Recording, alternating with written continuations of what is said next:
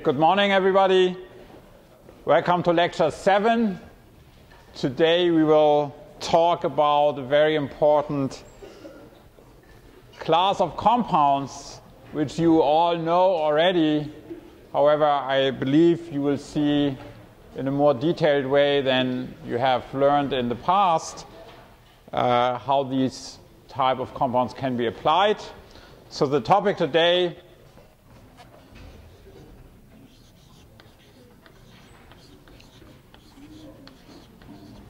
will be the chemistry of enolates.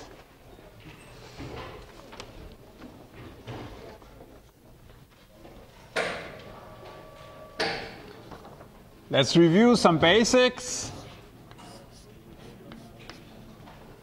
So the general idea is that protons in alpha position to a carbonyl compound, to a carbonyl functionality, are quite acidic. And therefore, you can easily deprotonate them and form an enolate, or also under acidic conditions, you can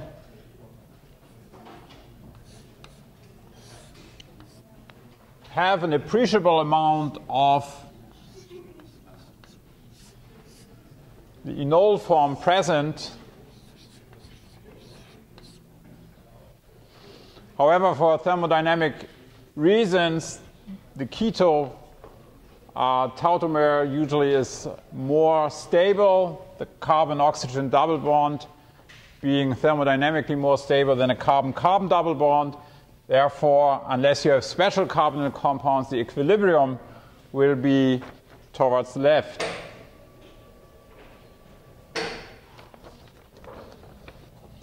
And such an equilibrium can be catalyzed or can be catalyzed by acid. And the alternative is that with a base you can form the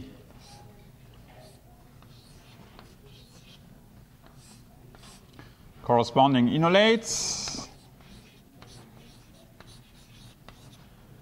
And here again, depending on the strength of the base, this process can be irreversible, or it can also be in equilibrium, again, with the ketone group. And just to put down here a few prominent compounds we will encounter. They're the beta carbonyl or dicarbonyl compounds.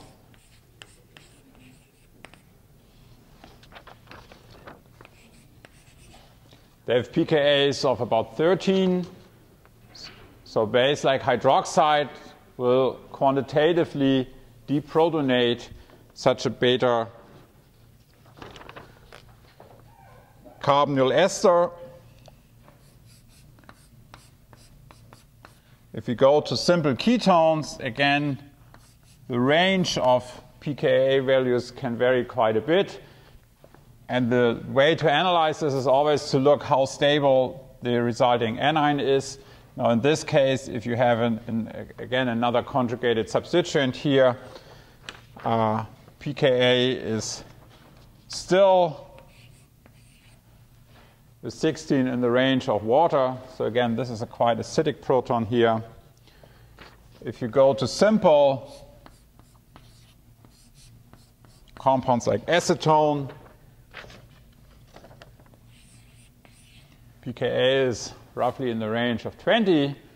So this means if you take sodium hydroxide with water pKa of 16, 17, and mix it with acetone, only about 10 to the minus 4 will be the enolate, while most of your acetone then still will be in the keto form. And then if you add more electron donating groups, which will also donate electrons to the carbonyl group. The pKa value goes further down, so these compounds are even less acidic. Esters, pKa of about 25. And last but not least, amides with a pKa of 30. So you can see quite a wide range of pKa values. Nevertheless, since even with compounds which have a pKa of 20 or 25, where hydroxide would not be sufficient to do a quantitative deprotonation, a lot of chemistry still will proceed with these bases because due to the equilibria, and then if you trap your enolate with an electrophile, you regenerate more enolate from the starting compound. And you can still, even with these comparable weak bases, can do enolate chemistry. And so the common ways to do chemistry with enolates is to treat them with electrophiles. And an enolate is an ambident electrophile. So there, in principle, are two positions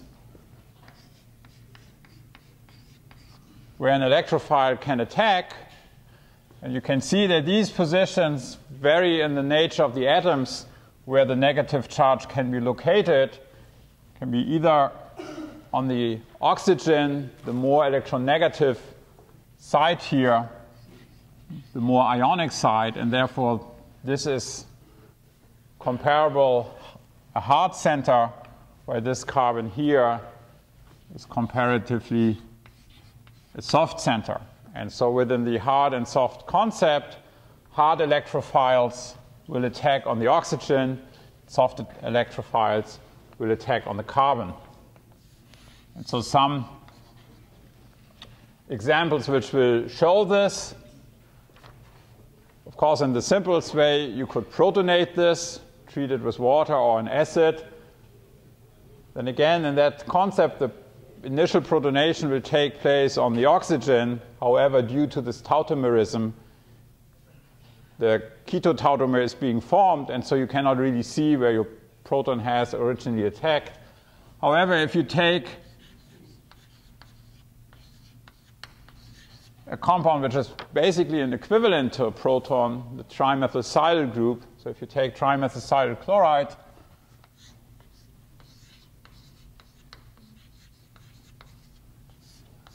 the O silylation will take exclusively place.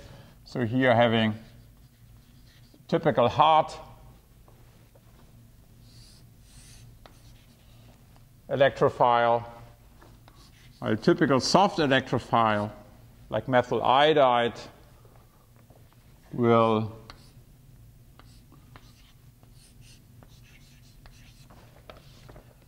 deliver the electrophile, the methyl group, to the carbon center. Now this is actually a good case to show that really this concept of hard and soft can be even applied to the same electrophile depending on the counter anion here.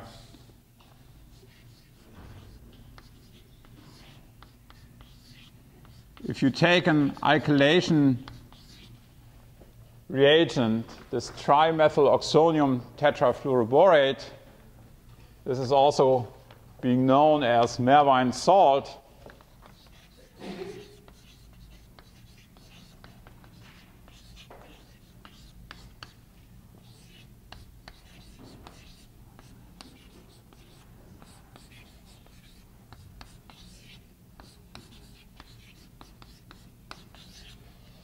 This will also deliver methyl groups, so this is also an electrophile, nucleophile.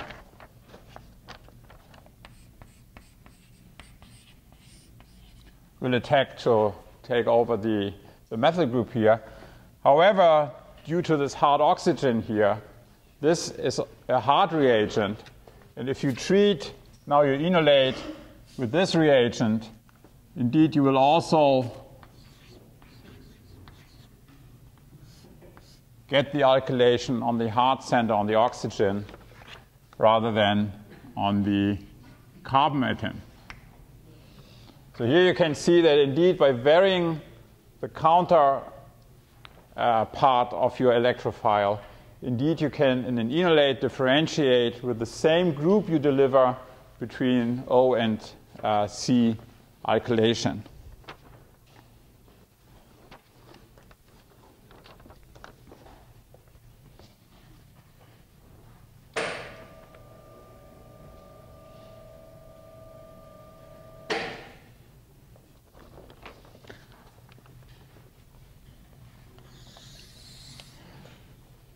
Now, in many cases, when you form enolates, you do not have a symmetrical carbonyl compound.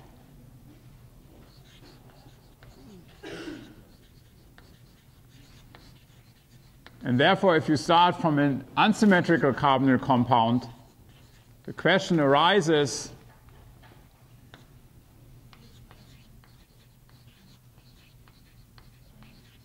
which enolate will you form? And a classical example is if you take methyl cyclohexanone, here you have the possibility to either form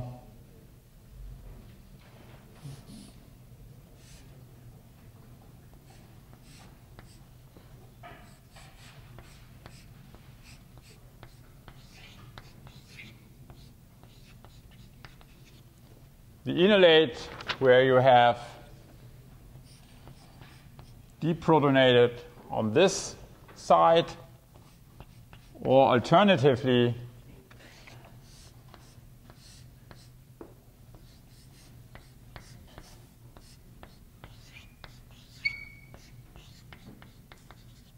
deprotonation could take place on this side here.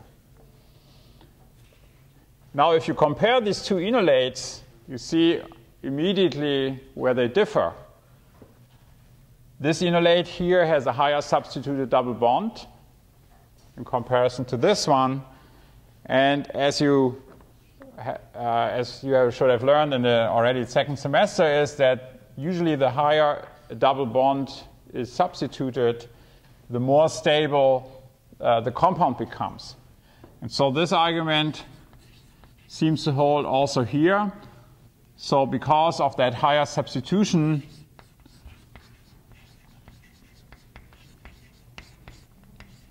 this is thermodynamically more stable. So this is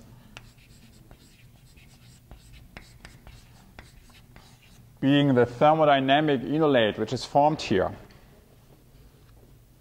Now, on the other hand, if you compare the steric sizes here, you see, of course, that this proton should be sterically much more hindered. So a base will have more trouble to approach this proton rather than this proton. And because of that, the base will react more easier, meaning faster, with this proton.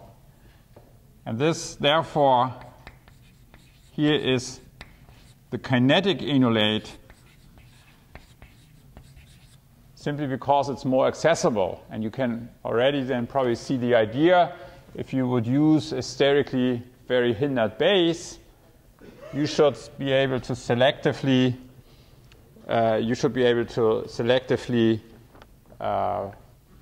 form the kinetic enolate. So here what you would like to do is, if you differentiate between thermodynamic and kinetic control,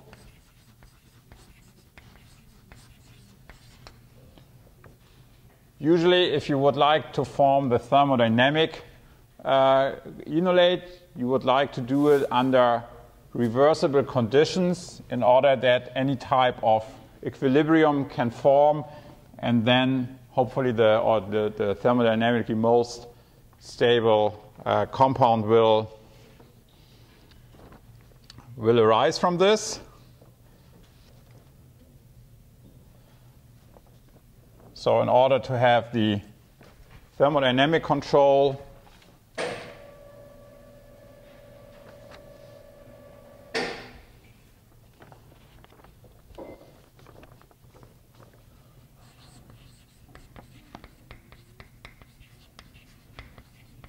equilibrium with the kinetic enolate should be possible.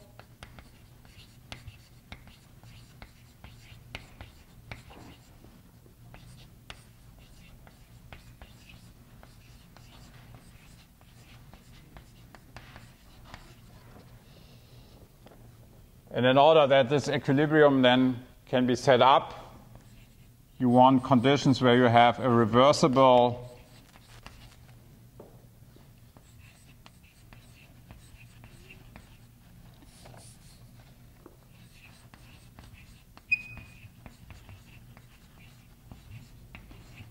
deprotonation, and I will, in a moment when I show you how indeed to make that selectively, you will see that this is not completely true what I'm writing here. However, then also in order to have equilibrium conditions, this is usually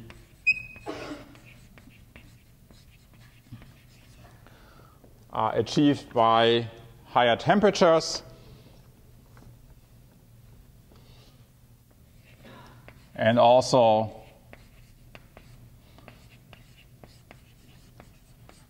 by using protic solvents in order that you can basically both protonate the enolates and therefore set them in equilibrium with the ketone compounds. If you want to form the kinetic enolate, and many of these things I just said are true then in the opposite way. So you would like to have a sterically hindered base.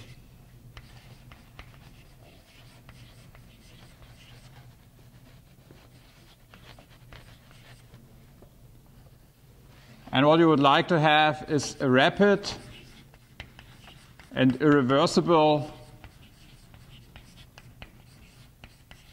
deprotonation.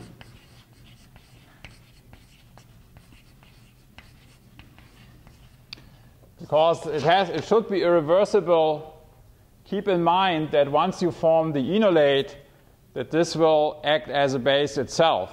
So you could argue if I have a completely sterically hindered base, which can only attack the sterically less hindered proton and cannot attack here, why should it be irreversible then? Because if it forms back, then the base only can again attack the sterically accessible proton.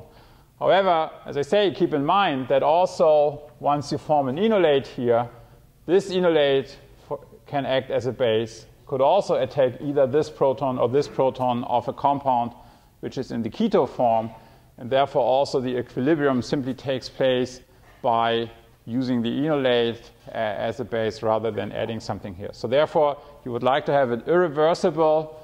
So the base should be strong enough to quantitatively deprotonate this and form the enolate and not have the opportunity that starting material is left behind, which then this enolate as a base can, for example, deprotonate here and form this enolate.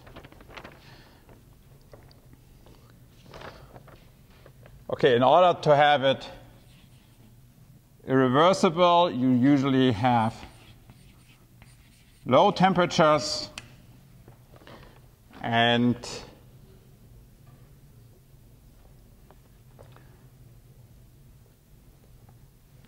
also you should have a strong base. So let's look at this in practice.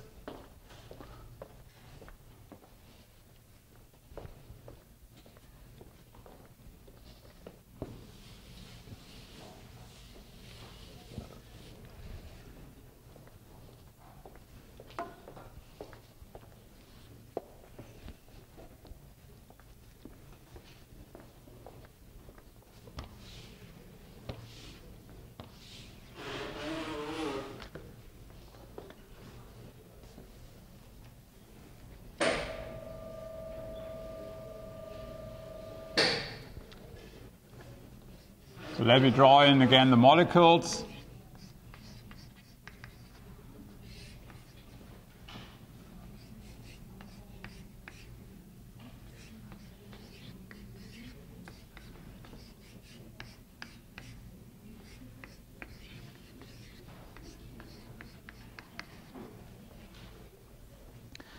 Then if you take strong base like lithium diisopropylamide, low temperatures, minus 78 degrees Celsius, then you will form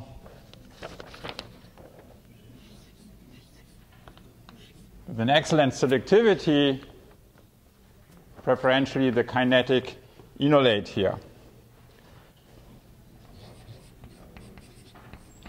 If you take a weak base like triethylamine, which will allow an equilibrium to take place, and you do this at room temperature, then you will form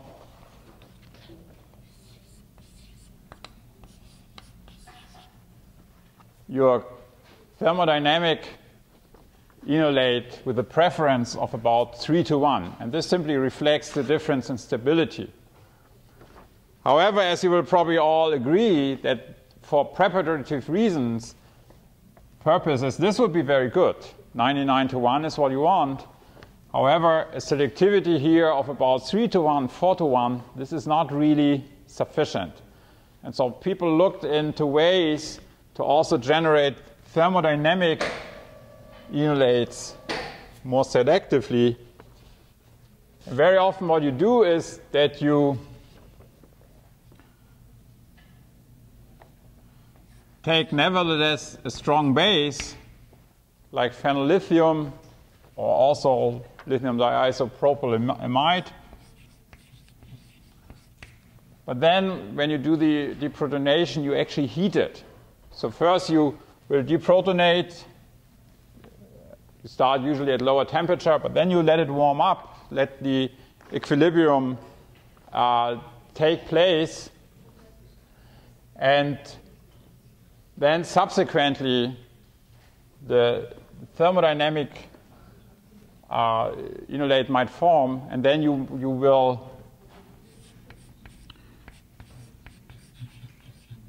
cool down your mixture again in order to avoid that once you start reacting your thermodynamic enolate with an electrophile, that the equilibrium then can take place and reform thermodynamic enolates.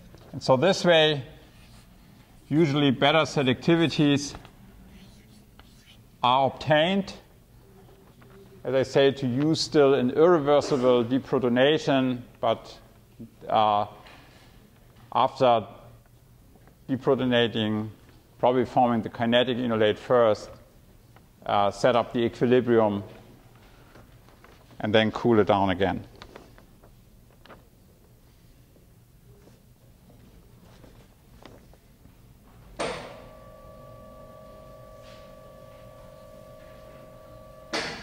And so here's another example.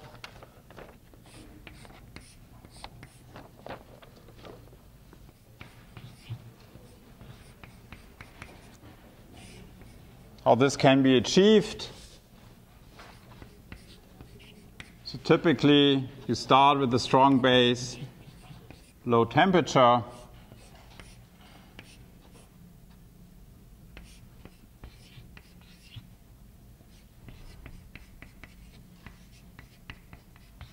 In which you will form the kinetic enolate first. Then you warm it to room temperature. In this way, you allow the enolates to equilibrate.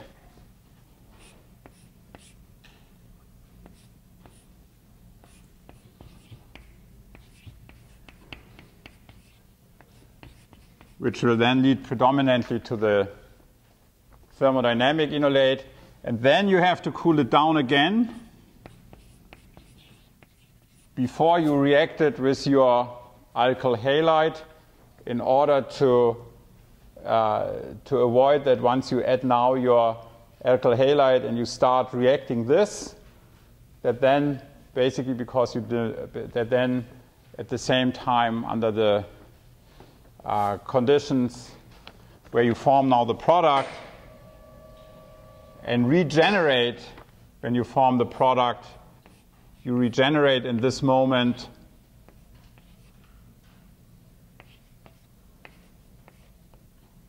let's say we trap it with methyl iodide.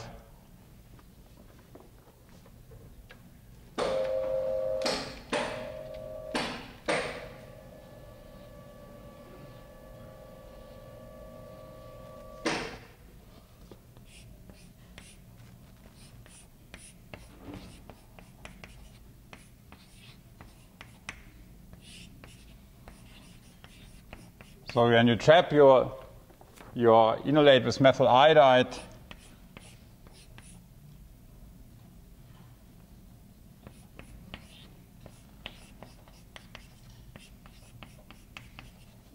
what you want to avoid is that once this is forming, that this can be now deprotonated again by still existing enolate and therefore form mixtures. And this is the reason why basically after setting up the equilibrium, after having it under thermodynamic equilibria conditions, then you cool it down again in order to only have the kinetic attack of your electrophile without allowing again equilibration between product and enolates taking place.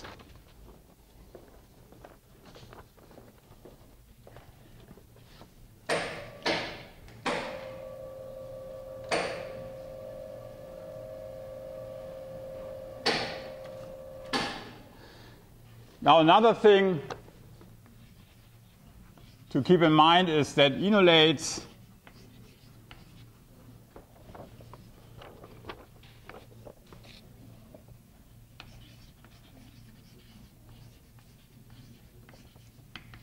do not necessarily have to be prepared by deprotonation.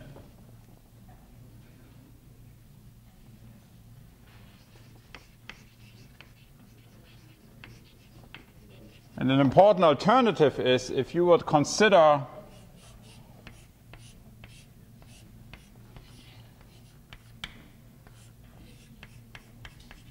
the question how to prepare an enolate of this type.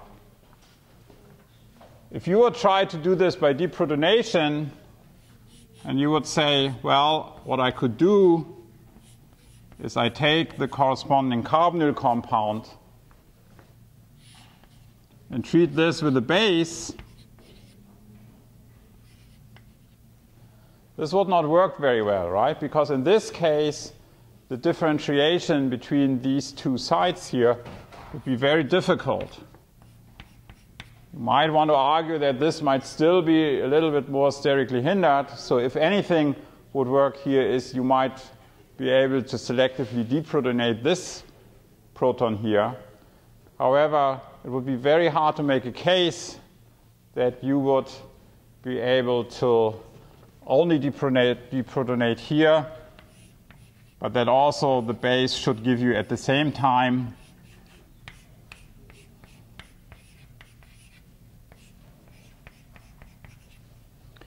the deprotonation here, so you would inevitably form mixtures here. But a very good alternative to make enolates is that you can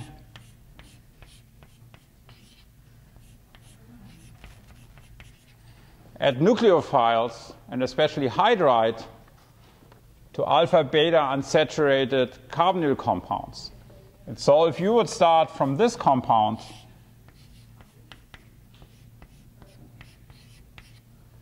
adding hydride, sodium borohydride, for example, would do a 1,4 addition here, then you will selectively form the enolate here. And again, if this is done under kinetic control, under irreversible conditions, non-protic solvents, low temperatures, then this equilibrium should not set itself into equilibrium with, that this enolate should not set itself into equilibrium with this one, as long as the reaction is irreversible, so that this enolate will not have a chance to deprotonate a corresponding proton, for example, from this side here.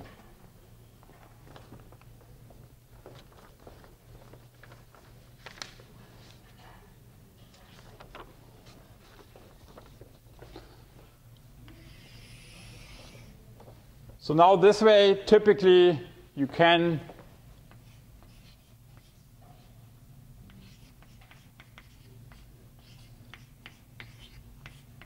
take carbonyl compounds and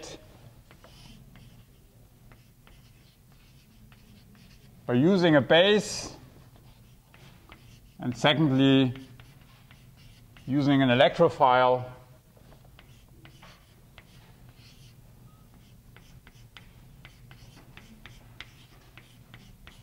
you will be able to introduce electrophiles here. Now, of course, the one thing to note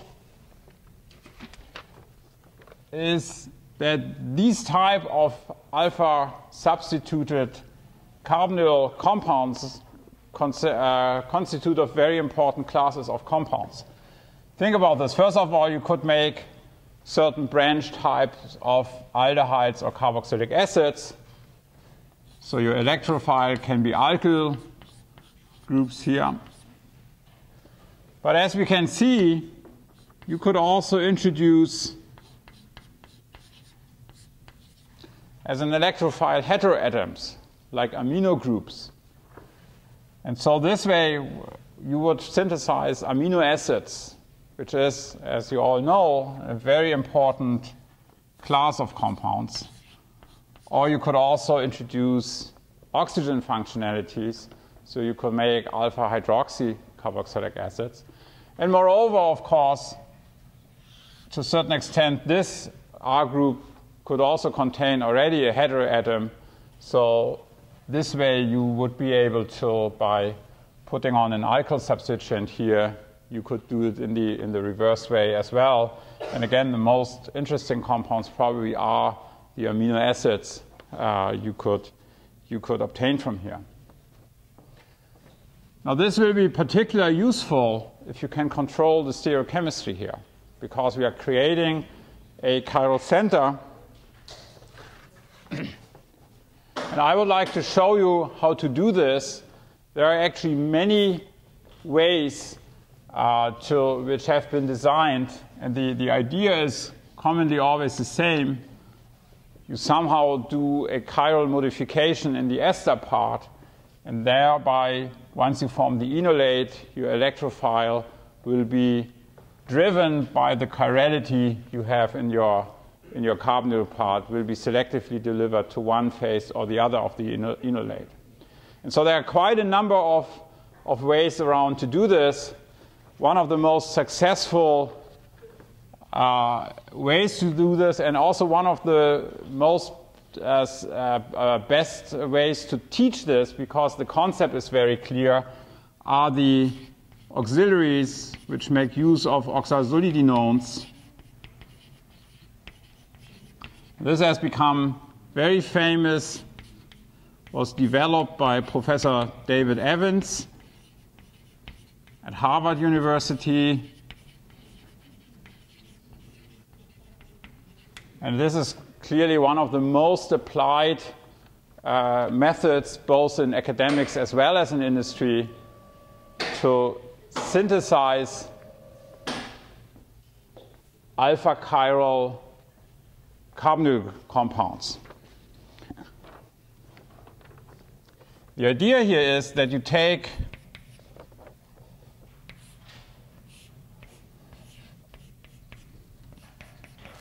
a readily available amino alcohol, and amino alcohols you can synthesize from commercially available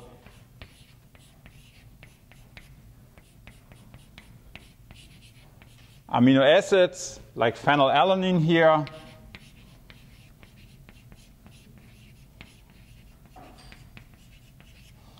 phenylalanine being produced on large scale for production of NutraSweet. So when you drink Cola Light, you will have phenylalanine in there.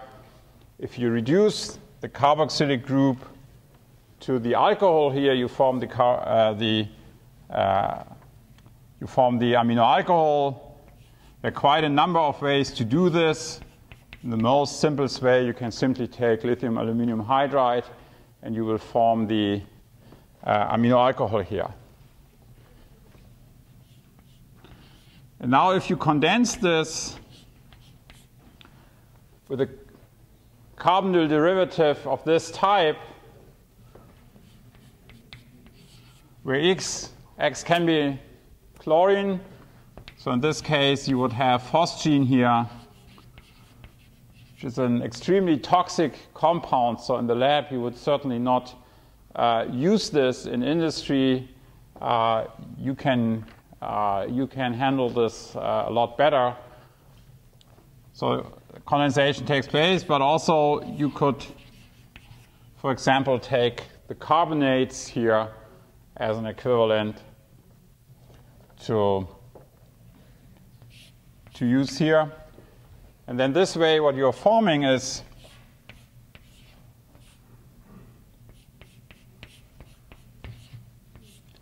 you introduce the carbonyl function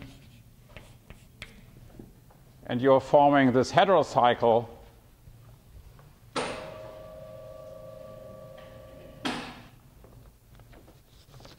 which is an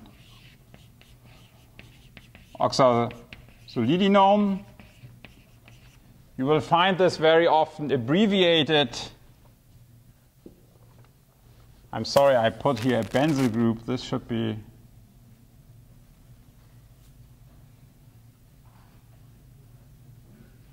no, this is right. Phenylalanine. Yeah, benzyl. Put here. Need to put a benzyl here as well. So very often, what you see in the literature that these things are abbreviated simply by an X, and then depending on the groups you have here, you have a small letter here to indicate the group which might be on here. So once you have synthesized these type of oxazolidinones, you can quite easily put them onto carboxylic acid derivatives. The way to do this is you take an activated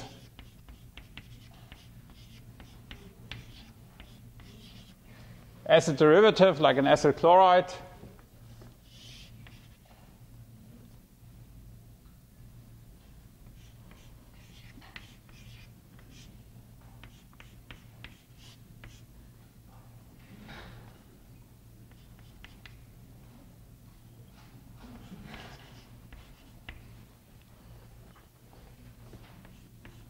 You take the oxazolidinone and now you acylate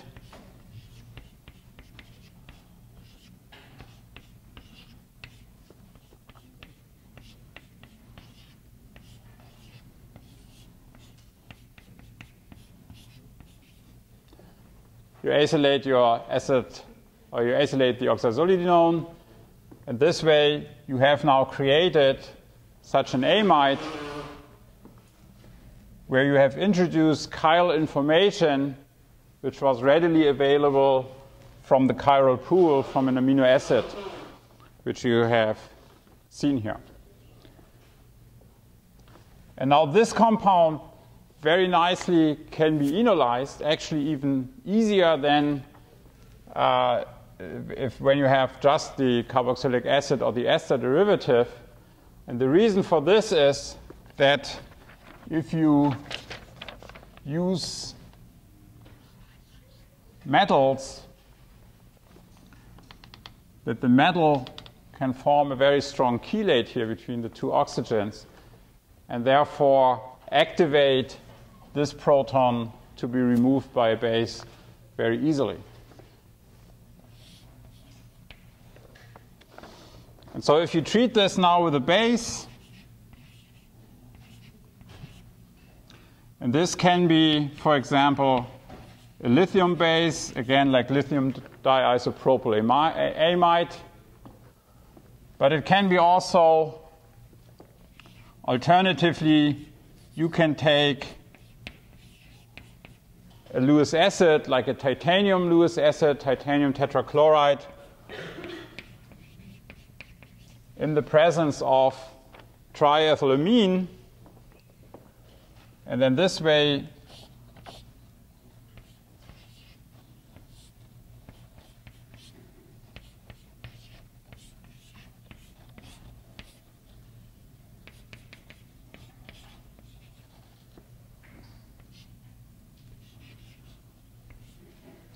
you will form the enolate here. And now, one very important aspect here is that in principle you can form two geometrical isomers of this enolate, because the R group can be either here or in the other geometrical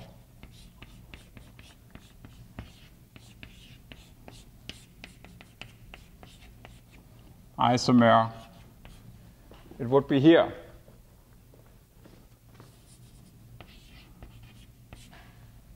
And as you will see in a moment, it's extremely important that this enolization geometry takes place in a defined way, because when we now attack this enolate with electrophiles, if the electrophile attacks from the same phase, for reasons we will see here in a moment, are given by the chiral center we have here. However, let's say the electrophile attacks from the front here, then you will form from this enolate geometry the opposite absolute stereocenter than if you would have attacked it from here. And so therefore, it's extremely important that the enolate geometry, that the enolate which is formed, is selective. We have talked already, and I've put it in the handouts again, but I'm not putting it in again. We have talked about the way of deprotonation of enolates through that 6-membered transition state in the previous lecture. And there it became clear that already in the transition state there is interaction between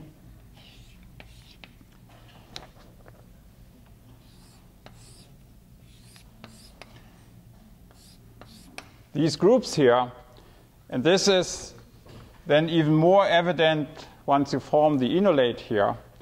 You have a very typical situation in which you have 3 atoms aligned in a plane, because this here is an L system, and in order that this lone pair of the nitrogen can be in conjugation with this pi system, they have to line up for stereoelectronic reasons in a plane.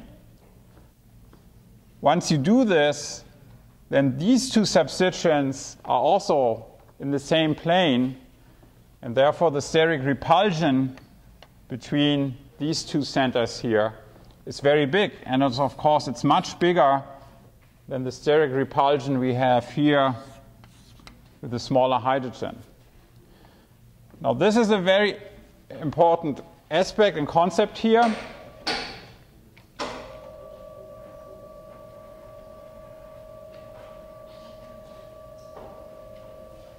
This is known as 1,3 allylic strain.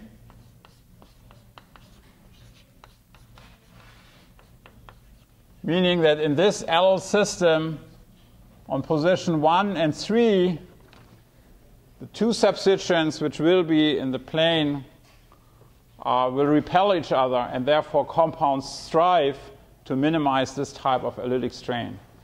This is very analogous to the 1,3 diaxial interaction in a cyclohexane system. Just note that you have here basically the same idea. You have 3 atoms. Now you do not have an allylic system here, but due to the constraints the 6-membered ring is imposing, again, these 3 atoms are equivalent to this allyl system here. And these 2 groups are now also in the same plane and avoid each other, repel each other. And as you know, this is the reason why larger groups prefer the equatorial position rather than the axial position due to this 1,3 diaxial interaction.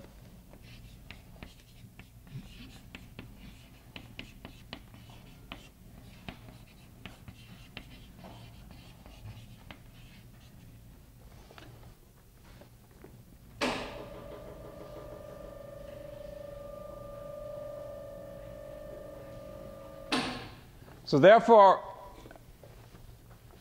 when you do the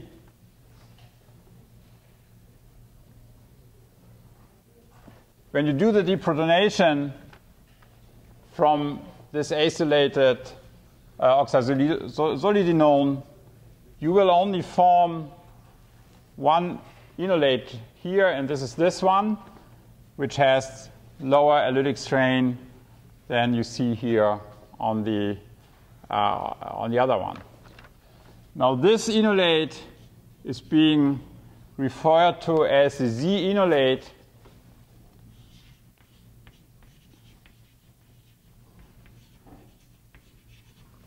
Z, of course, because the substituents of the higher priorities here, if this is an alkyl group, has a higher priority than hydrogen, oxygen has a higher priority than nitrogen. So therefore, it's the Z enolate which is formed preferentially. However, people always talk about this as the Z enolate, and I put the oxygen here in brackets to make clear that Z always refers here to the enolate. It has been standard now that even if you would have, let's say, a sulfur here, which would have a higher priority than oxygen, you would still talk about such a moiety as a Z enolate, and you put the oxygen in brackets to make clear that you refer this to the oxygen, no matter if you have a higher priority on this atom than oxygen or lower priority. So in these amides, Z enolization is selective.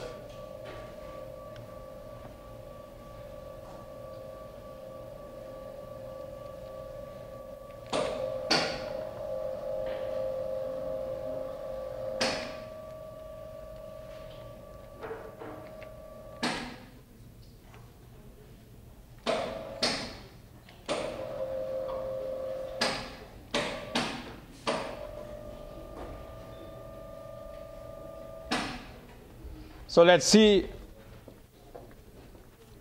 how this will help us. So again, let me draw this.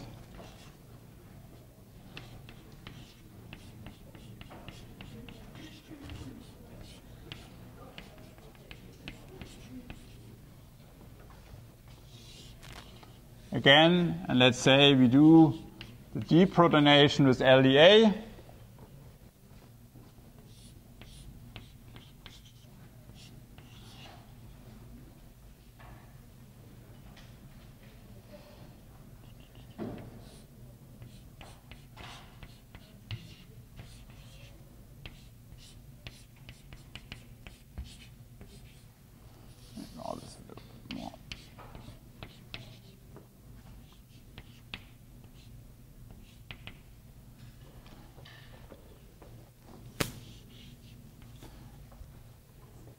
And selectively, this enolate is going to form. And now this group here, which maybe I should, which again should be a benzyl group, not a phenyl group here, if we start from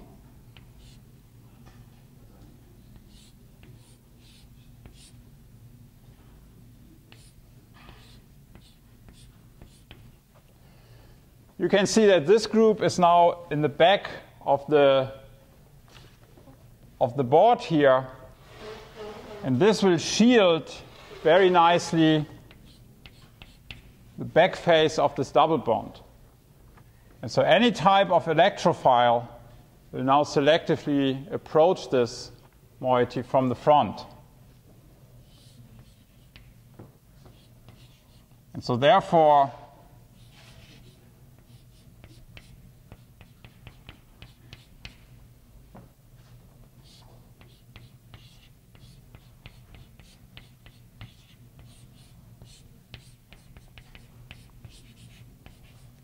what you will accomplish now is that you stereoselectively functionalize this enolate with an electrophile.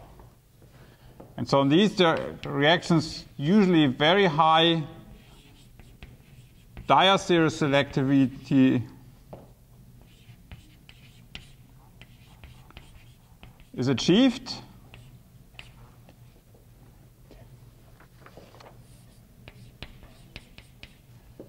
It's diastereoselective in the moment because we have chiral information in here. So if the electrophile would have approached from the other side, then we would have formed diastereomers. However, once we cleave,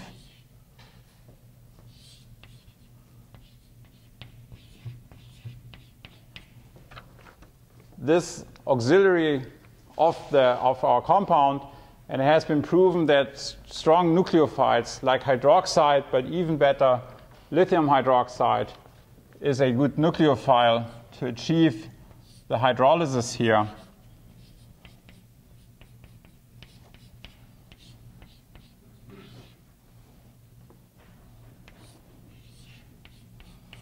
And then now, when you cleave off the auxiliary here, you have achieved an alpha chiral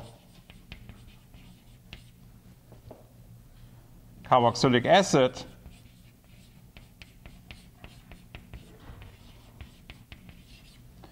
And now with high enantioselectivity,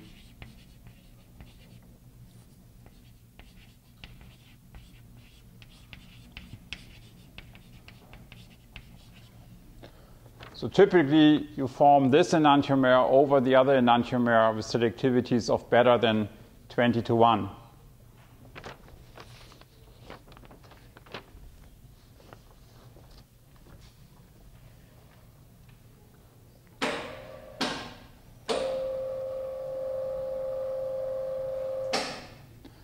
Now there's a very interesting aspect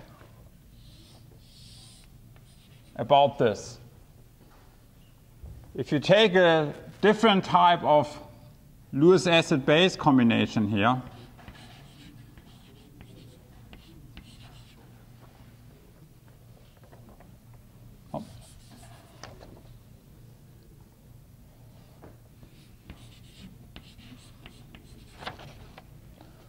so let's say you take something like boron trifluoride here.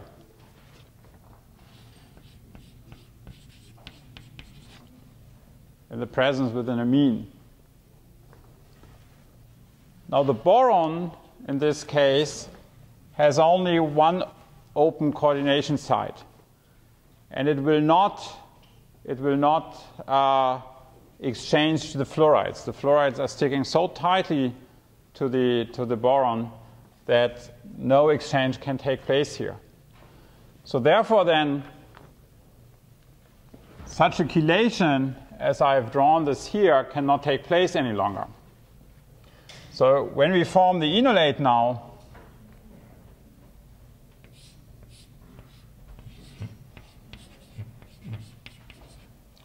the boron will attack here, or will not attack, will coordinate. Deprotonation takes place.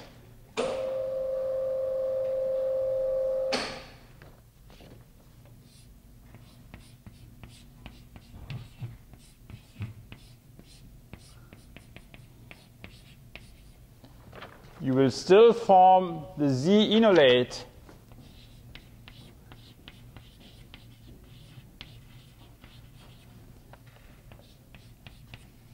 in order to avoid the 1,3 allylic strain. However, there can be no chelation with this oxygen here. And now something very interesting happens. So chelation cannot take place. And if you now look at the dipoles here, in this conformation which I've shown, the oxygen with its negative charges, as the lone pair is pointing in this direction, as is this oxygen here.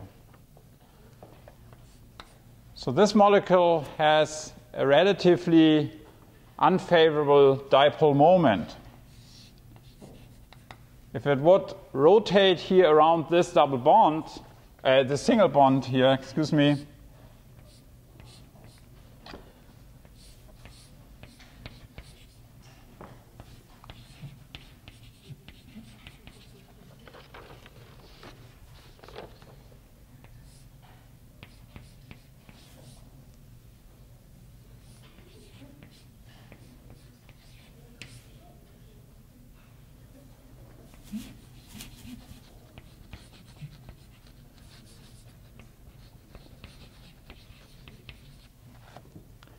in this situation, the dipole moment is much better because this vector is pointing into this direction and this is pointing into this direction. So this conformation here, and again, this stays in the plane because this nitrogen lone pair wants to interact with the pi system here. But this conformation is now favored over this conformation because of the minimization of the dipole moment.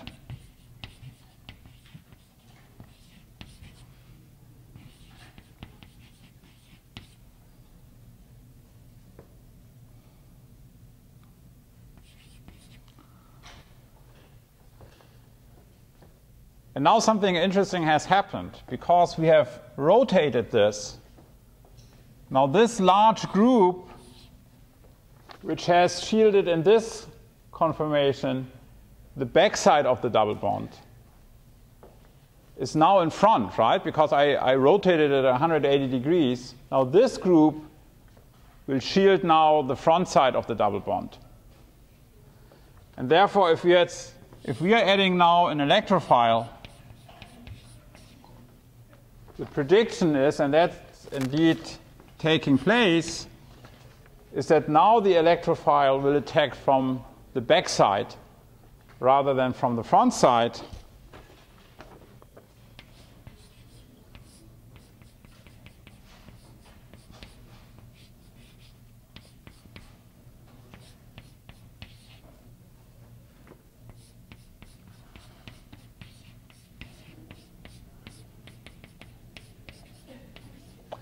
And so you will form now the other diastereomer than you have formed here. And once after hydrolysis,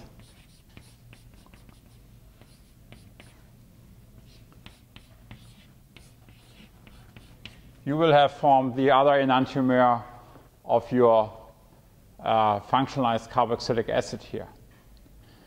And this is, of course, a very strong strategy here, because generally, if we use chiral auxiliaries like amino acids out of the chiral pool, it's only available in one enantiomeric form.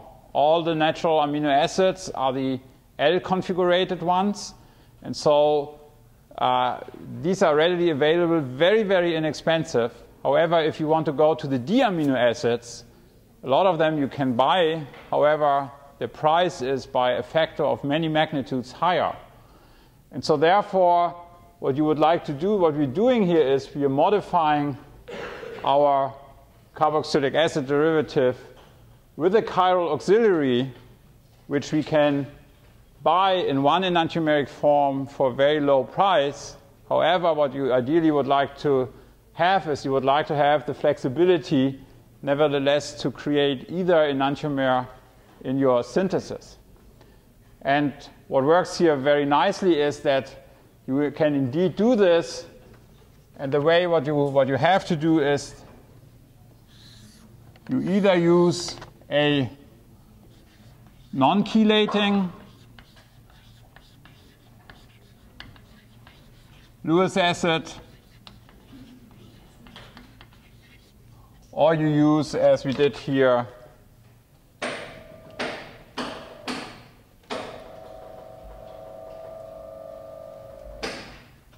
you use a chelating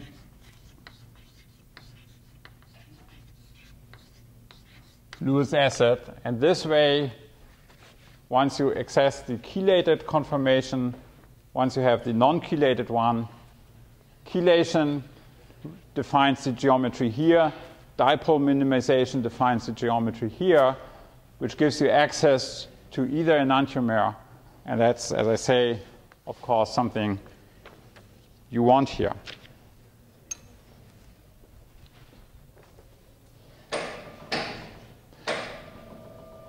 Now in the handouts you have a number of examples, different type of alkyl halides which can do the chemistry, and I would like to ask you to look at these examples and make sure that you understand the stereochemical outcome, and make also sure that you understand that indeed the stereocenters are being formed as I have drawn it here, and try to do it yourself as well. Try not only just to look at the handouts, try to work through this and see if this will work for you, because it's a whole lot different just to look at the board and say, looks more or less reasonable and plausible, or if you try it yourself to see really if you would come to the same conclusions.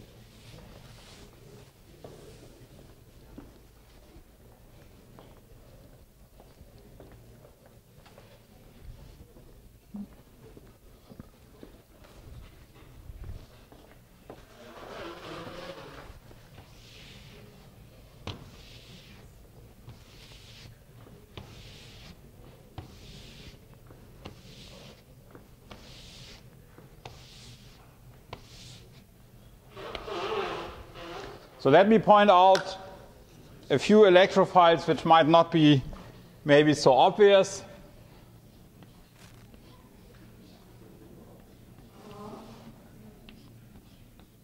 So what we looked at so far is that we have understood that with the base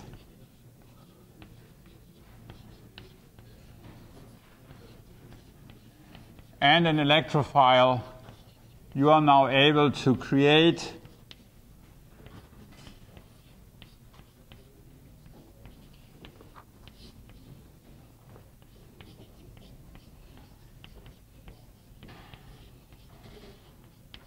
branched carboxylic acids, and typical electrophiles you can use are alkyl halides, so you will be able to introduce all kinds of alkyl groups here. You can also use carbonyl compounds, and we will talk about this separately because this is a very important application in a very well-known reaction. This would be the aldol reaction, and you will see that the stereochemical rationale will be a little bit different here. However, as I already said, one would be also very interested in having heteroatoms here. For example, you would like to have as an electrophile an amino function.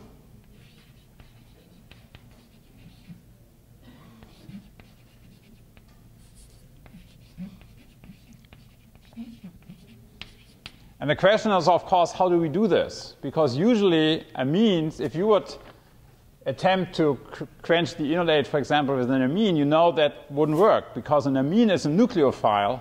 It's not an electrophile. And so what you need here is you need some kind of, if it's an electrophile, you need some kind of an equivalent of somehow an electrophilic of an electrophilic nitrogen here. And so the question is are there equivalents for this? And indeed there are. There are two types of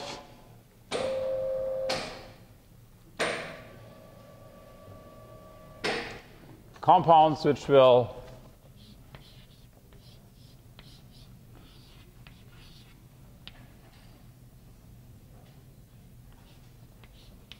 readily react with a nucleophile like an enolate.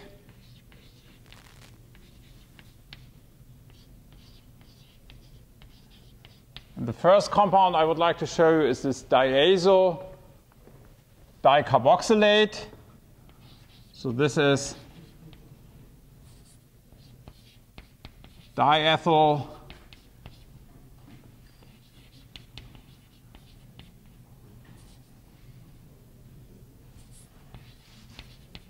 azo dicarboxylate.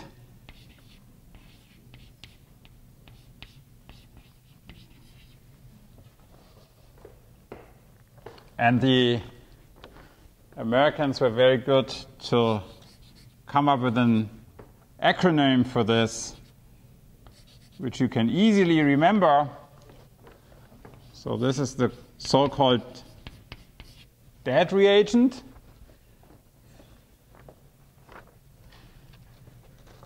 And because of these electron withdrawing groups here,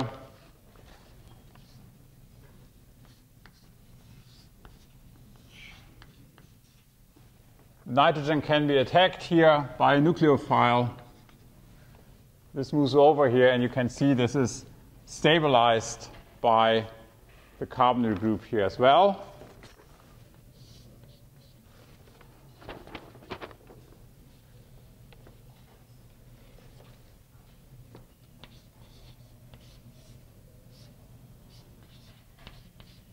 So then what you are forming is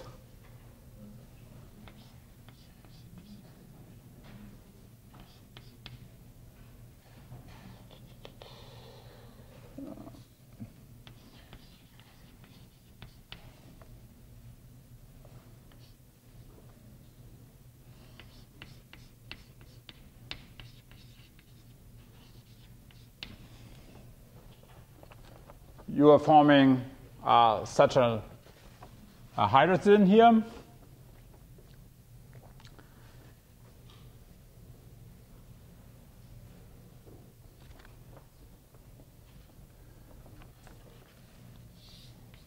Which then can be, first after cleavage of this group here,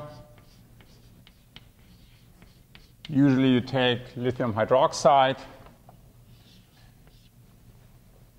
to the carboxylic acid. Very often you will first make the methyl ester,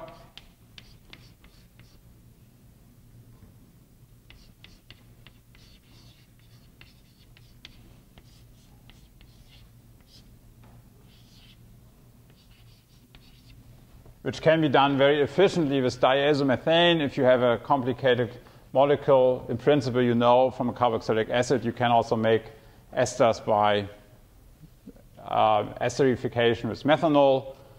Diazomethane very often is a little bit more effective here. And then if you cleave, you can cleave these groups off by,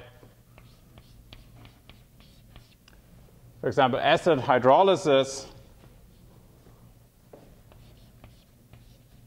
And then in the second step, what you have to do is you have to hydrogenate this hydrogen. And this can be done with the so-called rainy nickel, which is nickel metal, fine powder of nickel metal and hydrogen. This will hydrogenate the nitrogen-nitrogen bond. You form ammonia, and in the end you form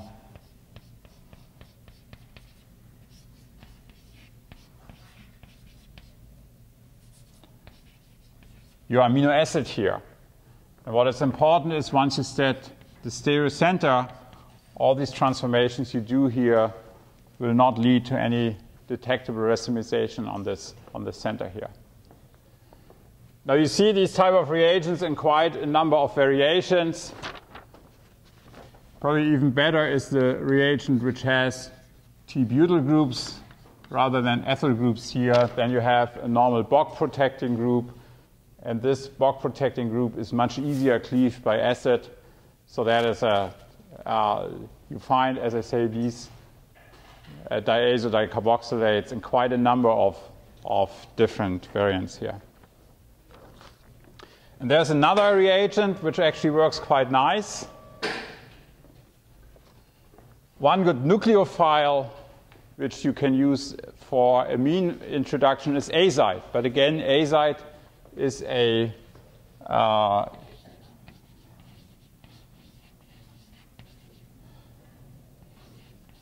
azide is a nucleophile. However, if you use sulfonyl azides of this type, they again also will be readily attacked by nucleophiles in an SN-type reaction. And therefore, again, if you start from an enolate,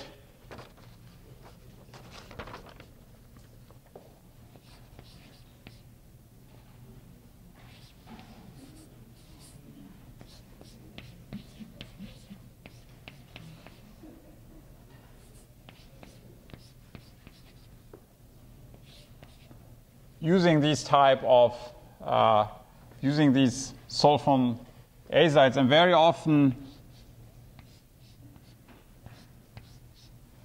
they use aromatic rings which are substituted in the ortho and para position, makes them better soluble if you have these type of alkyl groups here, and also synthesis is sometimes easier.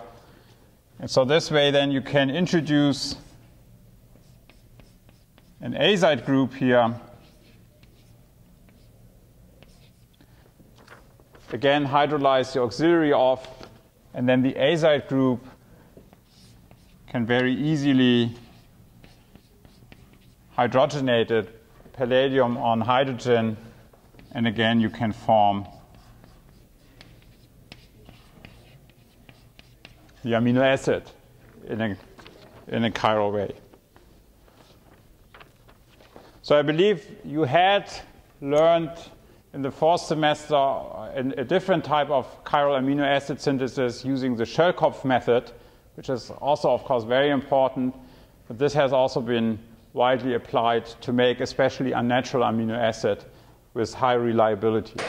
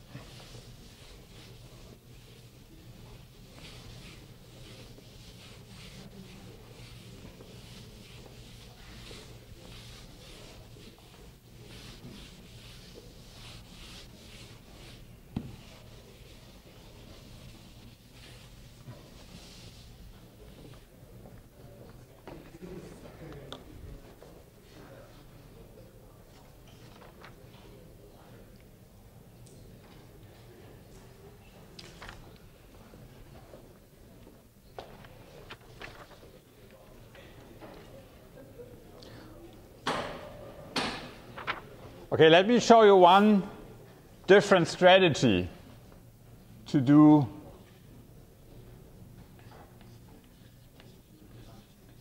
this, and let's look at some ketone alkylations.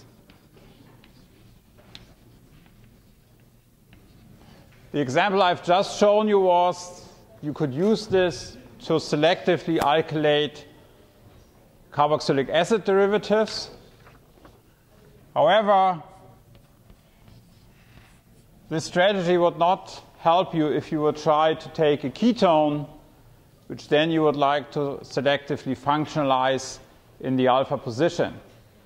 The method for the Evans with the Evans auxiliary can be applied to carboxylic acids. Now let's learn one method which can be applied to ketones. This is again very famous development which was done by Professor Dieter Enders at the Technical University of Aachen.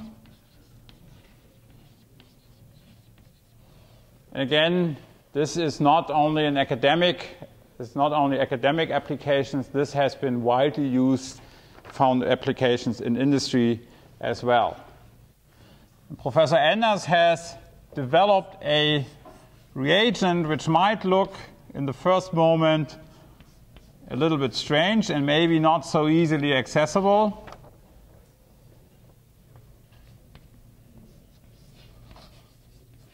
And this is this type of reagent.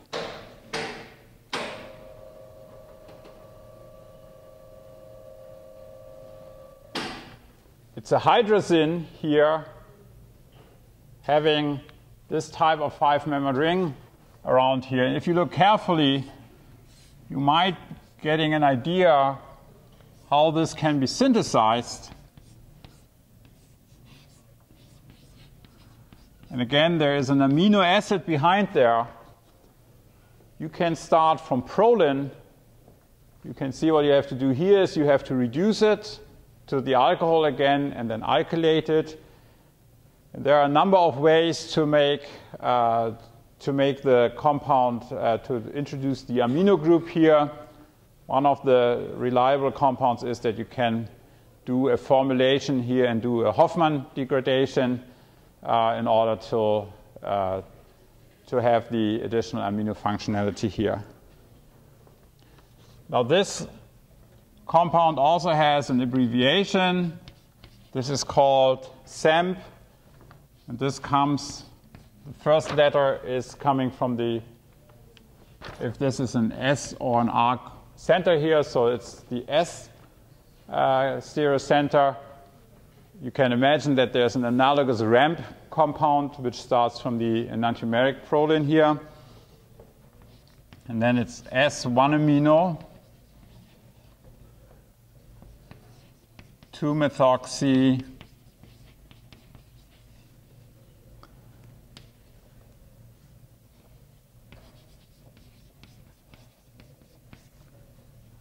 methylpyrrolidine.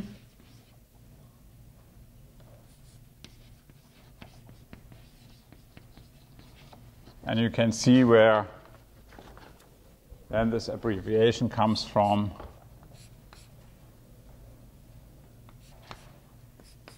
So this is the SAMP reagent.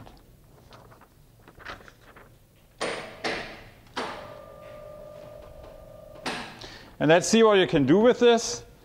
Now, one reaction you probably know from your beginner's lab in organic chemistry is that hydrazines and carbonyl compounds make lovely hydrozones very easily, acid catalyzed.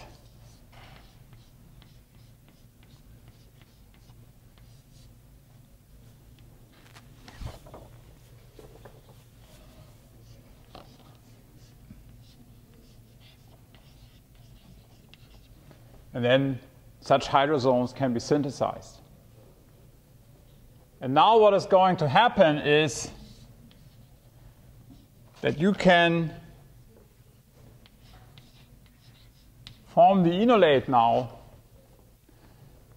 And by having introduced this, again, chiral auxiliary, which contains stereochemical information, you will see that the different enolates which can be, or that the enolate which is being formed can be only attacked, or will be attacked by electrophiles stereoselectively. Now, very important again to rationalize is here, why is there a methoxy group? And the methoxy group again will assist the chelation. So if we draw now the enolate which is going to be formed, let me do this in two ways. Let me just first draw a flat representation, and then I will try to draw the little bit more elaborate three-dimensional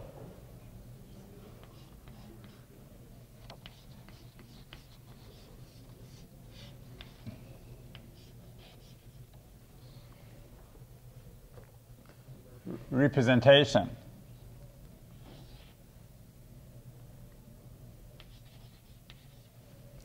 But the idea is here that the lithium enolate will not, the lithium will not only be on that nitrogen, but it will be also again chelating.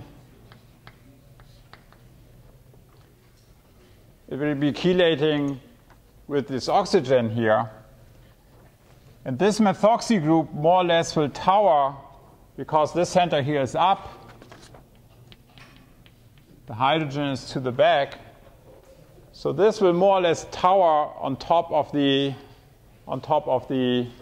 alkene geometry. There's a question. I think you lost the CH2 on the way to this movement.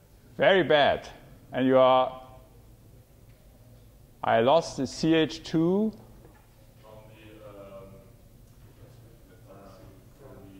Methoxy group. Yeah. Yes, you're absolutely right. Thank you. Absolutely.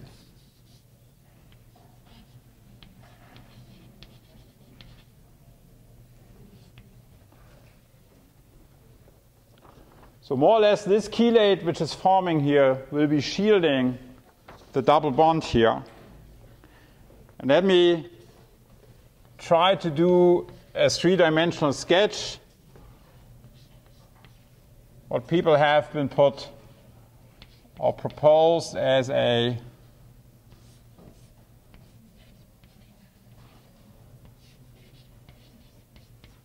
rational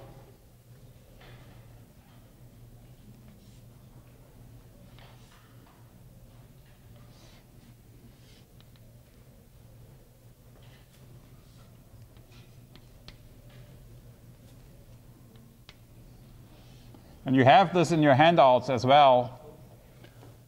So please have a look at this because in the handouts it was a little bit easier to draw this.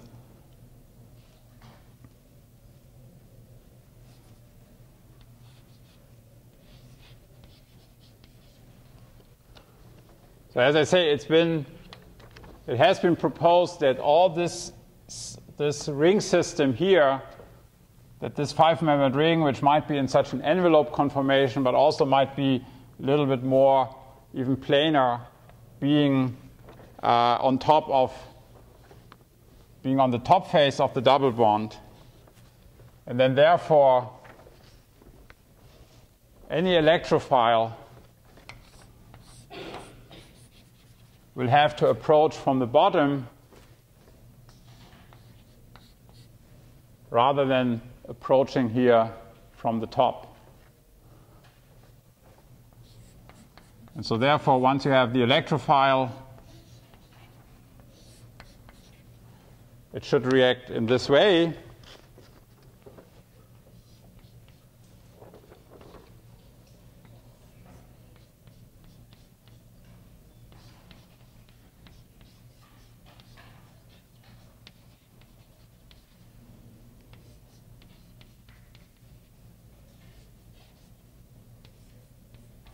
And be introduced in this way. Now, to keep your peace at mind, I would not have an exam and saying, please provide or can you synthesize an alkylated ketone, and then you have to rationalize and give these kind of transition states. I think that's not so easy. But look at the handouts and see now if you agree that if this is the intermediate which is being formed, that the electrophile, if it attacks from the bottom face, indeed will lead to this stereocenter and will not to this configuration and will not lead to the other one.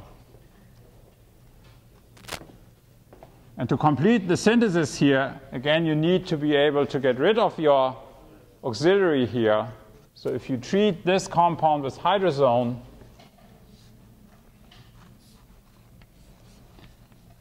you will cleave your auxiliary, giving you back the ketone, in which you have now selectively introduced an electrophile.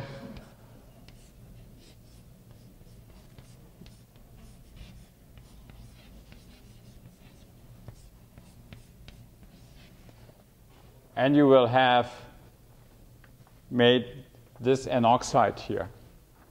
And it is possible, and that again is something which you would have always to ask from a chiral auxiliary, because you're using that in a stoichiometric amount, and even though the amino acid or the chiral information behind this might be inexpensive, ideally what you would like to do is now, of course, re-isolate this and use it again. And it is possible to go from this nitroso compound by reduction, go back to your original SAMP reagent, so you can recycle it. It's a crystalline compound, so it can be recovered, and therefore you can reuse your chiral auxiliary here again. So this is still one of the most important application or functionalizations of ketones, and as I say, this should be kept in mind. The transition state here is a little bit more difficult, and please also keep in mind the use of the oxazolidinones, because here I think it's not only useful, but it can be very well rationalized how this actually works. So with this, have a good weekend. It's raining all weekend, so please look a little bit at the questions in the tutorial. They are already online. The lecture is already online. Last week, the lecture on Tuesday is also online. So please spend some of your time wisely with organic chemistry this weekend. Thank you.